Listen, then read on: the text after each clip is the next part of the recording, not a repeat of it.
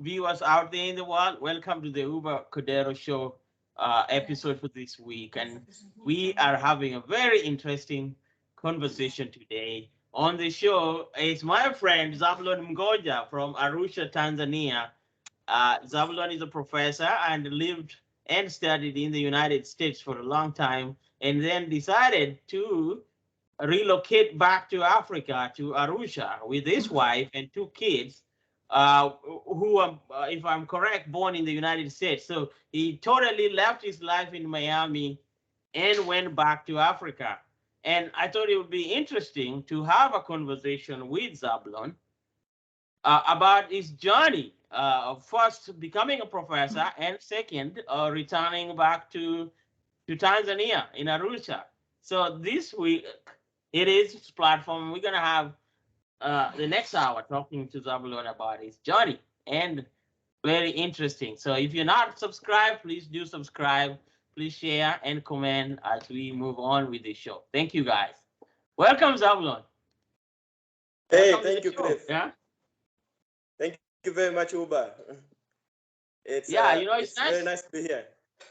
it's nice to talk to you again because we've come from long. We haven't had a one-on-one conversation for a long time, but we know Hmm. about what's going on in each other's life, and it's Absolutely. such a blessing to see your family and everything that is going. Yeah, man. Thank you very much. My family's doing great. We're happy in Arusha. At least we've settled now. You've settled down in Arusha. Hmm.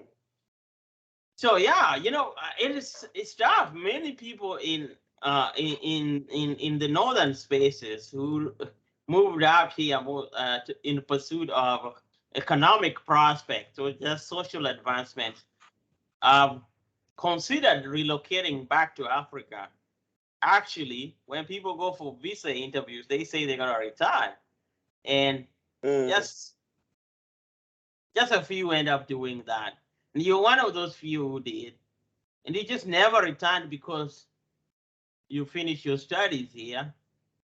You returned, you relocated the family, including an American citizen with you. Hmm. So we want to know about that. Okay. So tell us about yours. Yeah. Actually, this is not the first time I've returned.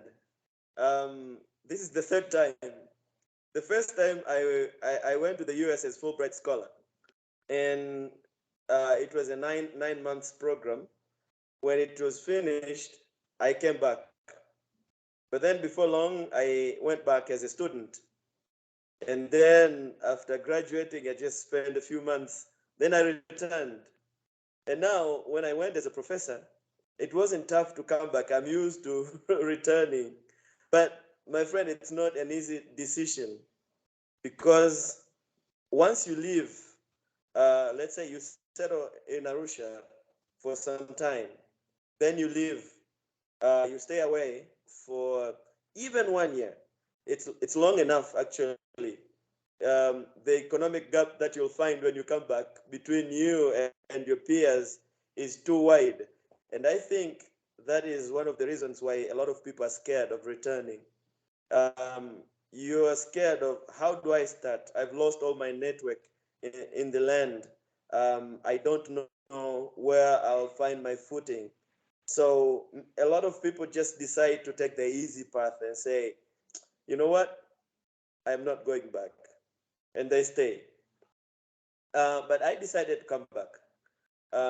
And I started preparing my return while I was there. I bought a piece of land, I started building a house, and so at least I had a home to return to. So that eliminated one of the fears, like where will I settle when I return? At least I had built a home, and I had a dream of what I wanted to do when I returned. So at least I had a map of what I wanted to do upon my return to Arusha. So we came back here and we continued the business that we had started back in Miami. My wife invested in natural hair business. She started learning about treating African hair, and she learned the trade, and she became really, really strong in it. And I decided to support her because I see it is a heritage that we are losing in the continent. A lot of our sisters, a lot of our mothers are going through trouble trying to maintain their hair, and it's very hard. So we saw it as an opportunity, first to the community, but also it was a business that could keep us, you know. So we started the business. It's called Natural Asilia. Asilia is the translation of the same, so it's natural.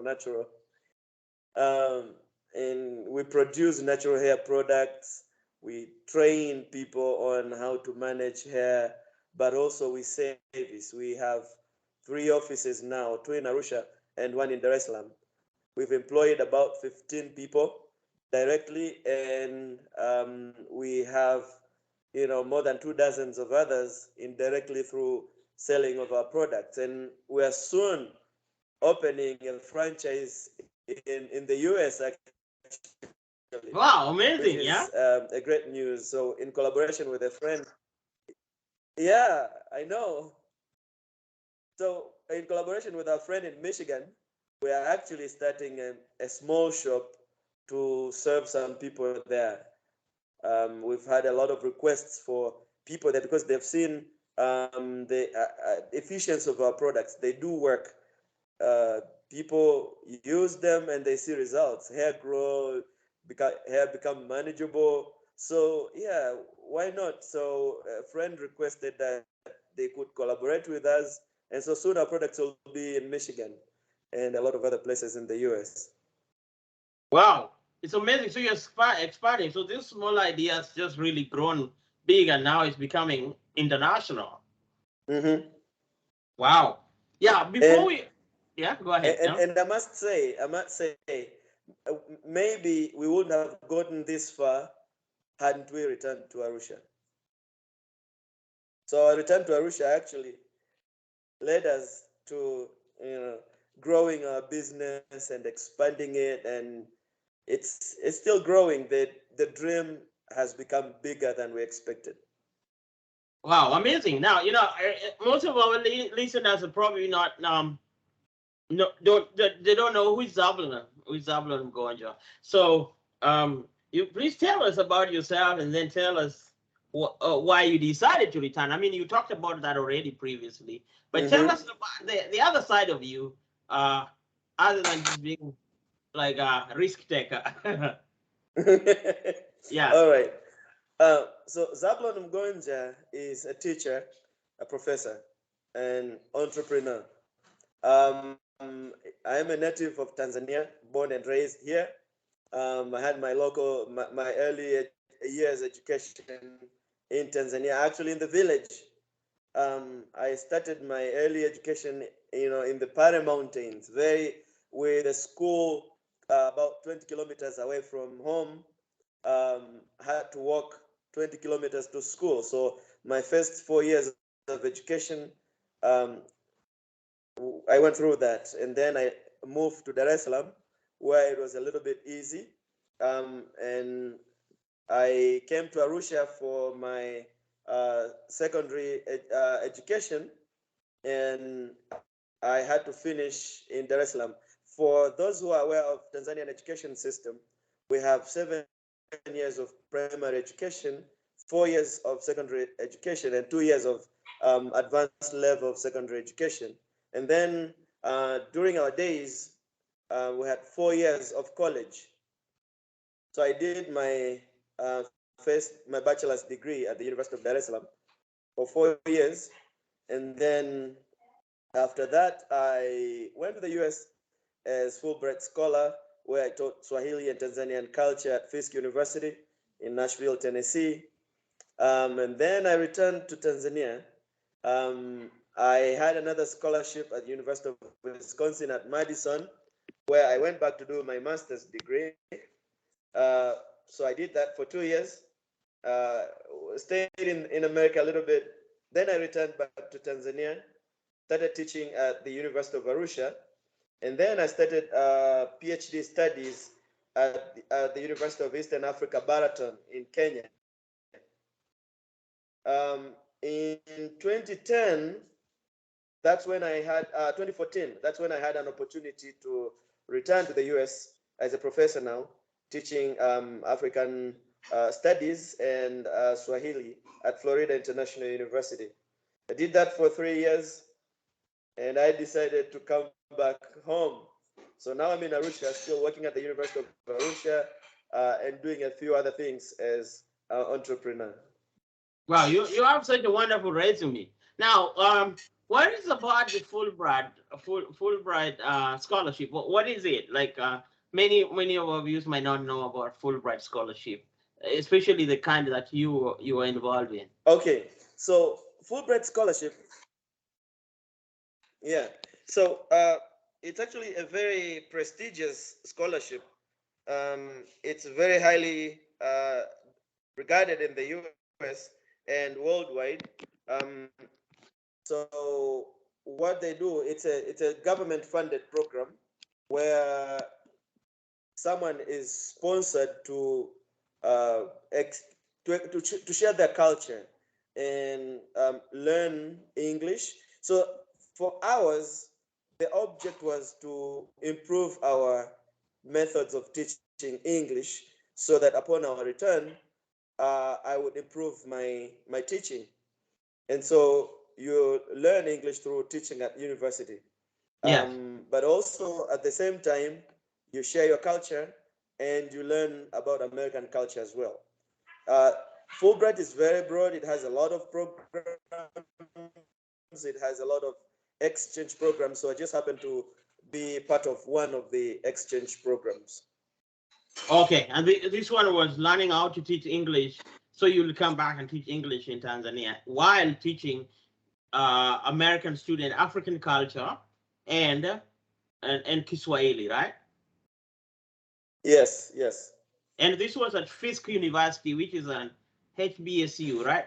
Absolutely.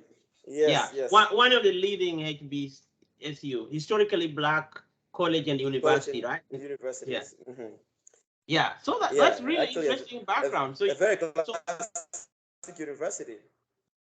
yeah, so you do have a very interesting one. Is like this scholarly background that you do have, which has kind of exposed you to a lot of cultures.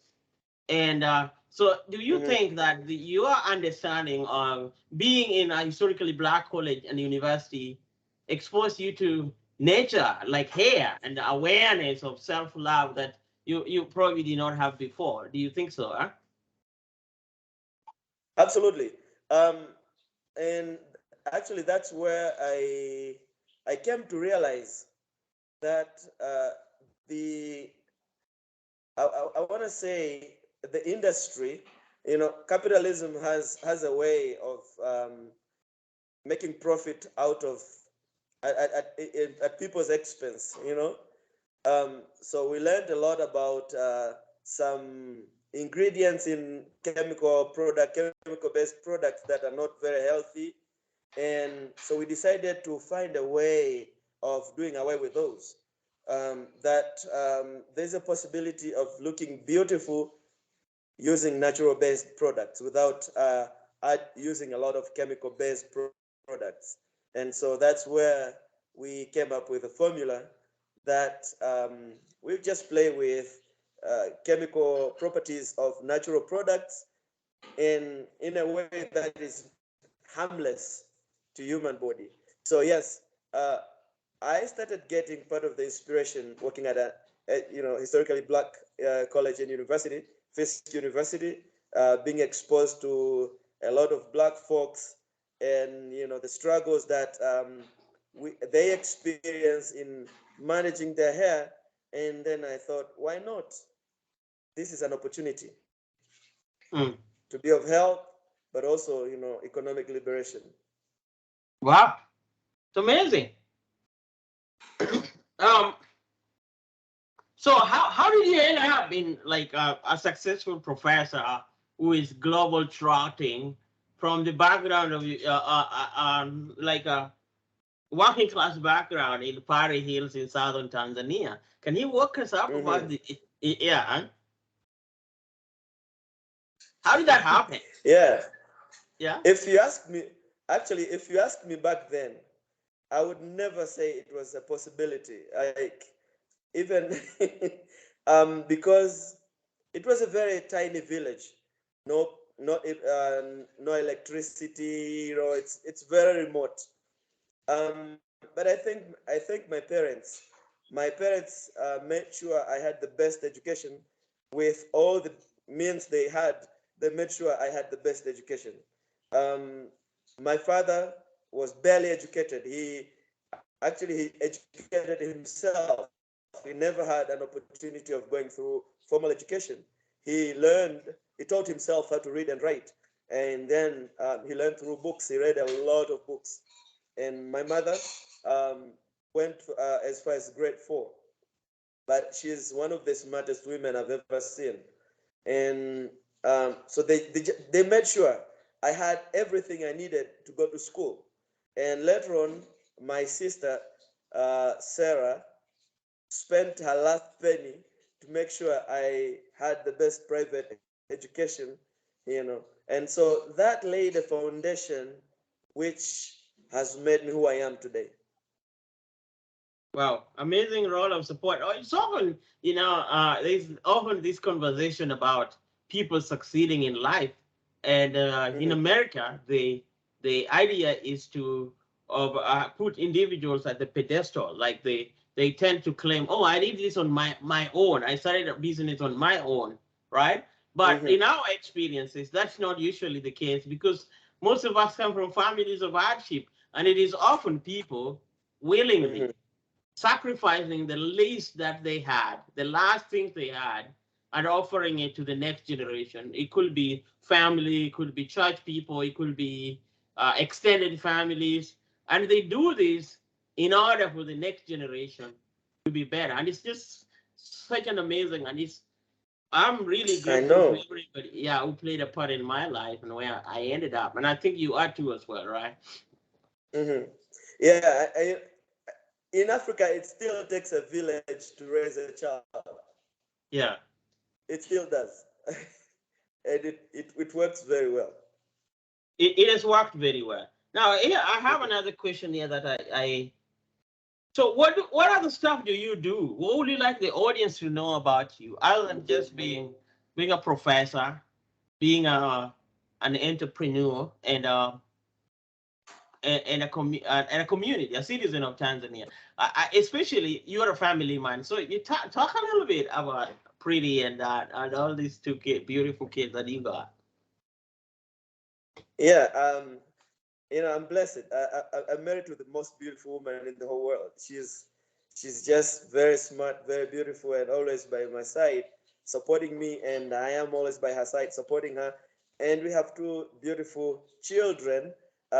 We are doing our best to raise them, not as hard as we were raised, but at least we are making sure we expose them to the best. um, Princess loves music a lot, and now she plays violin. She sings.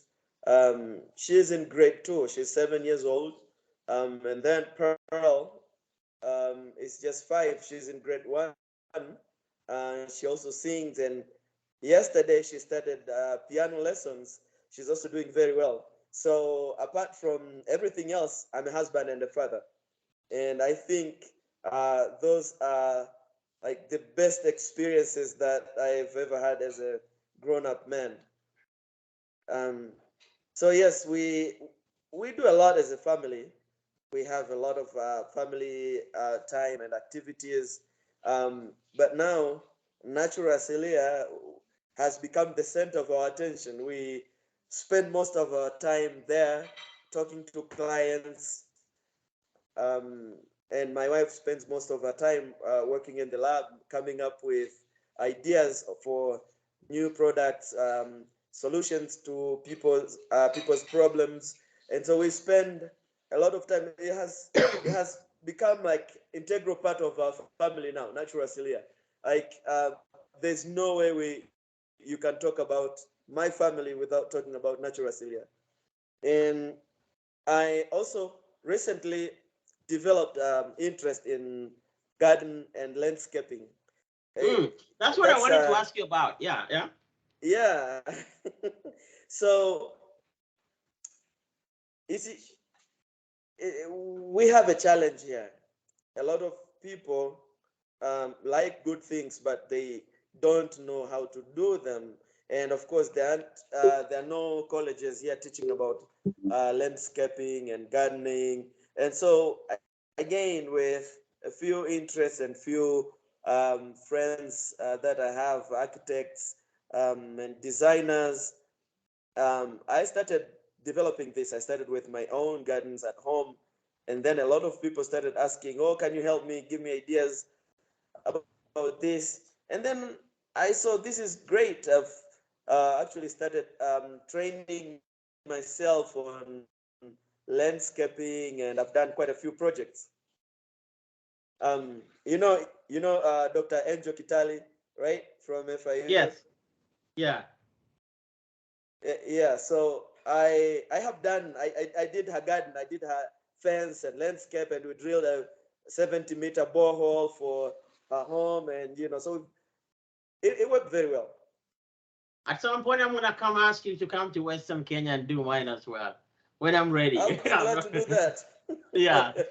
So yeah, we have to do that now. I was thinking about all this stuff that you're doing. You are gardening. You are helping people grow air. You're teaching at two schools. You're teaching at the University of Arusha. You on occasion you also teach at an international school in I don't know, I can't In remember, Arusha as well.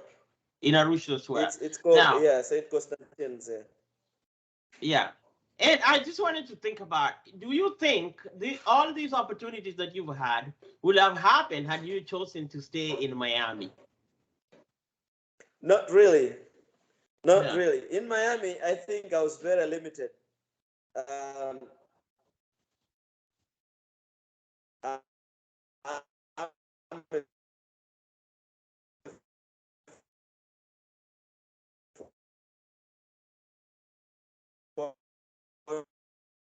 Hmm.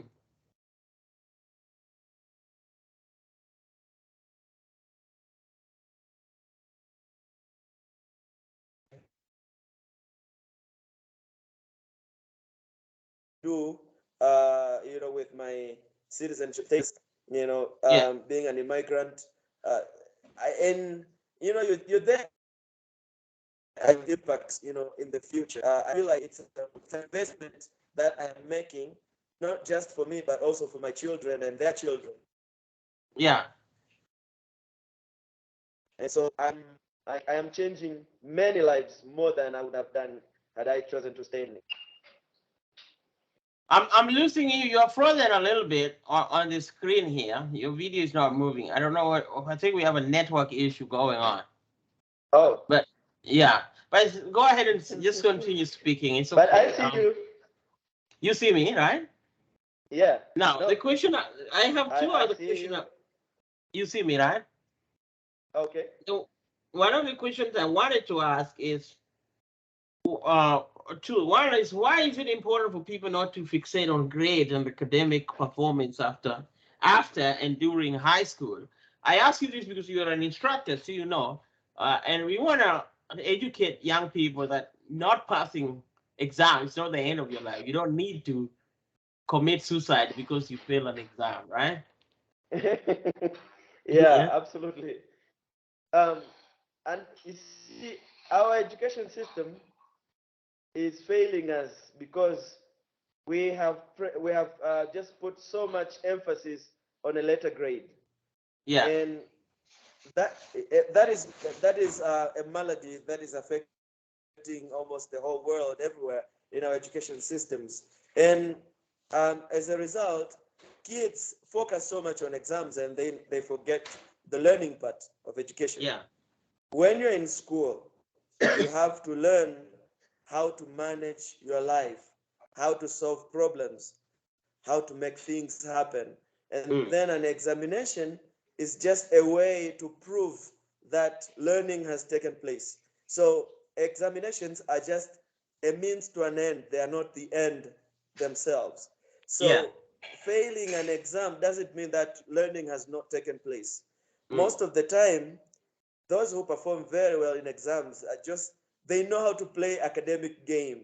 It's not like they are very smart, you know, they just they just know how to play with what the system wants. So, but then you realize that you have people who are very smart and they can do so many other things, but then, you know, they don't have those examination skills.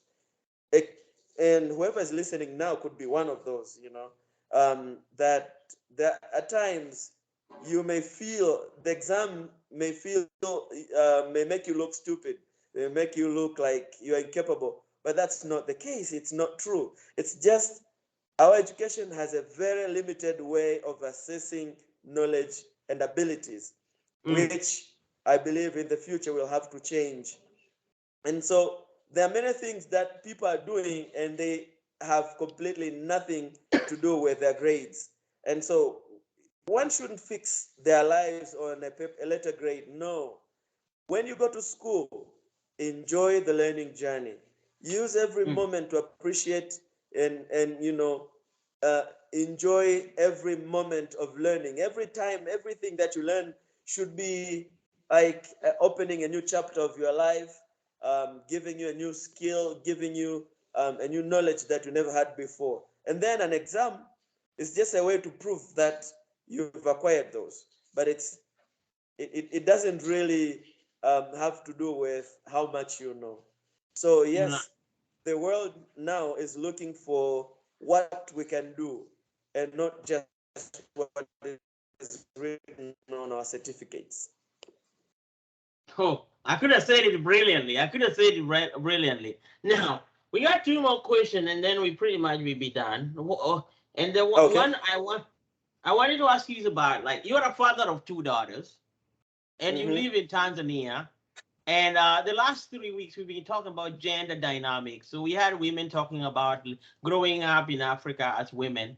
And then I Mm-hmm. had some boys come back and complaining about how the focus on women is ignoring challenges that the men are experiencing.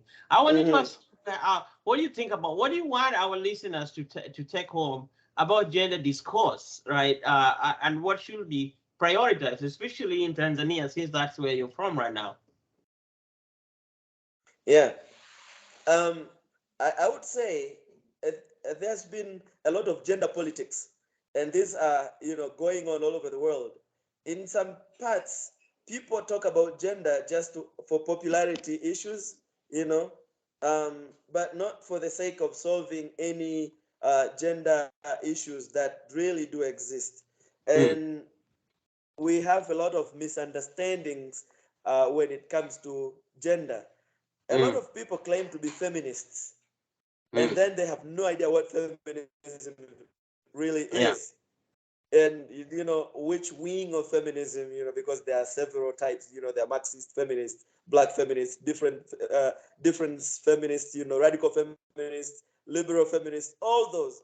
And each of those actually focus on a peculiar aspect, and those are still not so much known to a lot of people.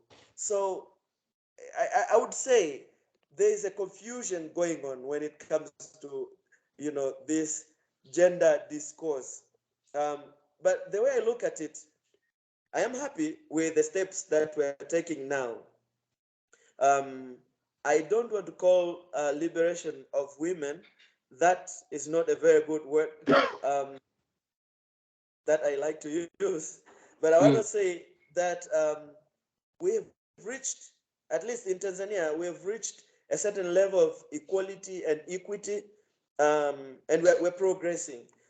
Nobody would have thought that one day we would have a female president and that she would be able to command attention of the whole country, and you know that people would listen to her directives, and so I look at that and I have things to tell my daughters that, you see, there's an example. yeah. Your place is not, you know. Of course, nobody says you can't choose the kitchen.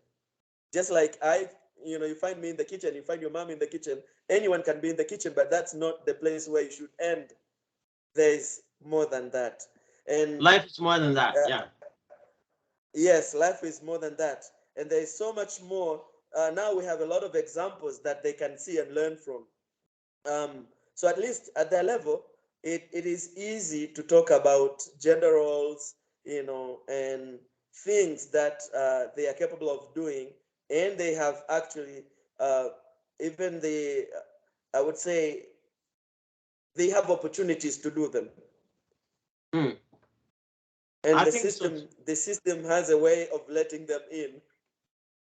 I think so. I think we're making a lot of progress, even though the debate doesn't seem like it's super polemic. But I think Mhm. there's a lot of progress that's happening. Now, I want to Absolutely. ask you. I want to ask you one final question. Then we will close the show. And the question I do have for you is this: Do you think? Do you do you think you have any second thoughts about relocating back to Tanzania from the USA? I can't lie. There are a few times. There are a few times that I've looked at things. I remember uh, when we were trying to settle in our new home, before my daughter understood the differences between Tanzania and Miami. She Mm. said, "Daddy, I think I want to go back home." And then I tell her, "What do you mean?" She says, "I don't know. It's too hard here." And then I tell her, "Why?" She's like, "There are no malls, there are no beautiful playgrounds, and there's no this and that." At that moment, I felt like maybe I rushed. I I should have stayed a little bit longer for my daughters to at least understand why we're relocating. But then a quick thought came, and I asked her, "Do you know why Miami is beautiful as it is?" Said no. Then I told her, because some people worked hard to make it beautiful as it is. Mm. So it is your duty and my duty to make our country and our home better because this is where we belong, you know. And so I was saying that just to comfort my daughter, but actually later on I realized actually I was speaking the truth, because development happens when someone initiates it. Change will not happen unless you have some people who are willing to sacrifice their joy and happiness to make change happen. And we happen to be those. We moved here, and we're trying to change even our neighborhood. Wherever we go, we introduce new culture, new things that our neighbors feel are helpful, and they are making our streets more beautiful. So somehow, even at small scale as it is, but we're making an impact. So, and every moment I feel like I made a wise choice to return. I'm so glad to hear that, Zablon. You're so motivating me a lot, more than you know.